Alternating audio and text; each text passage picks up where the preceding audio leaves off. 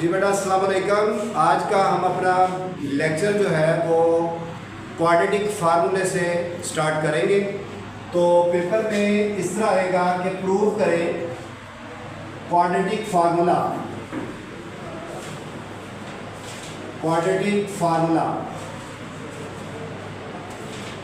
बस तो आपको पता होना चाहिए कि क्वाड्रेटिक फार्मूले की स्टेटमेंट क्या थी। यानी ये कह सकते हैं स्टेट एंड प्रूव कि आपने स्टेटमेंट भी लिखनी है कि क्वाड्रेटिक फार्मूला क्या है और इसको प्रूव भी करना है।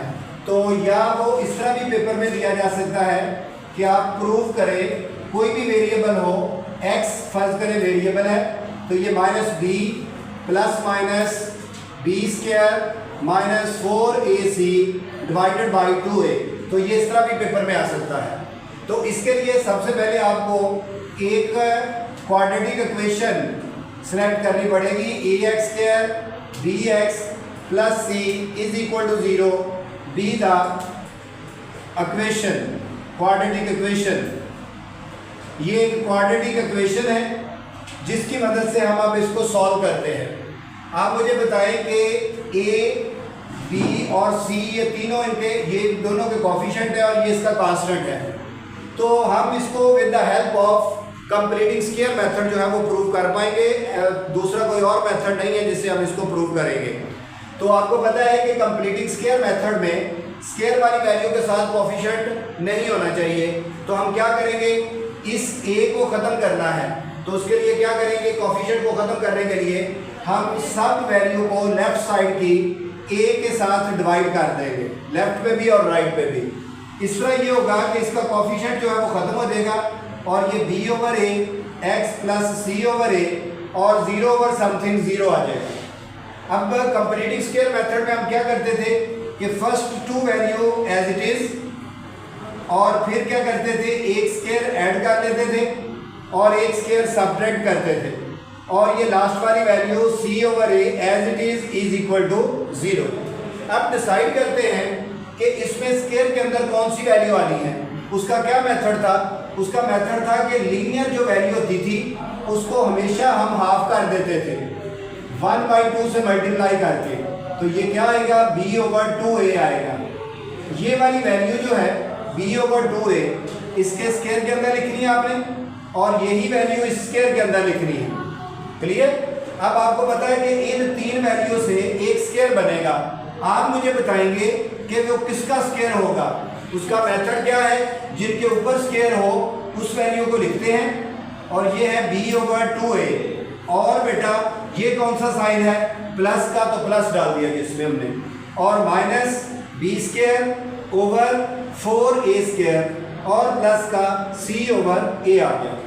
अब ये दोनों वैल्यू जो है वो राइट साइड पर ले जाए तो ये होगा x plus b over 2a और ये उधर जाके positive b square over 4a square और ये प्लस का उधर जाके माइनस c ओवर a आ गया।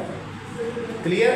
अब आपने क्या करना है, यहाँ पर ये जो स्क्वायर है बेटा इसको पहले तो राइट साइड पर देखें कि इसका एलसीएम ले लें, x plus b over 2a इसका स्क्वायर इक्वल टू, बोले एलसीएम क्या आएगा इसका, 4a स्क्वायर।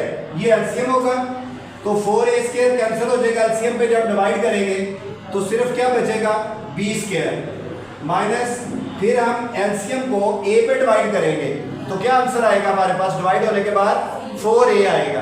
क्या आएगा, 4a। तो ये 4a ऊपर मल्टीप्लाई होगा तो बनेगा 4ac।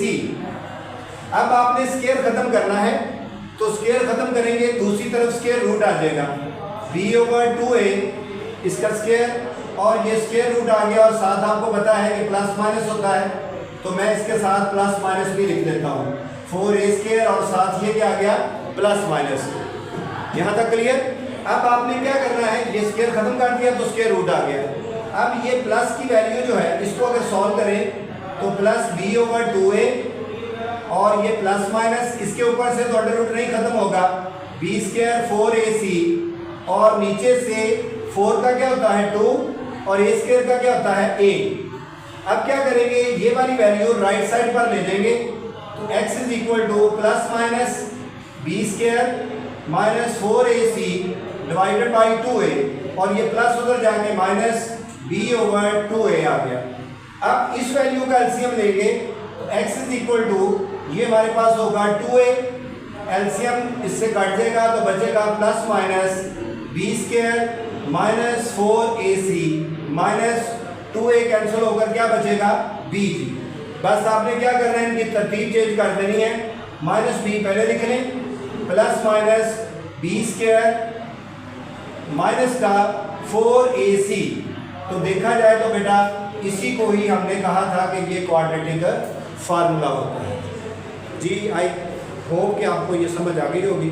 अगर किसी का कोई क्वेश्चन है तो आप कर सकते हैं। क्लियर जी, चलिए इसको नोट करें, फिर हम नेक्स्ट क्वेश्चन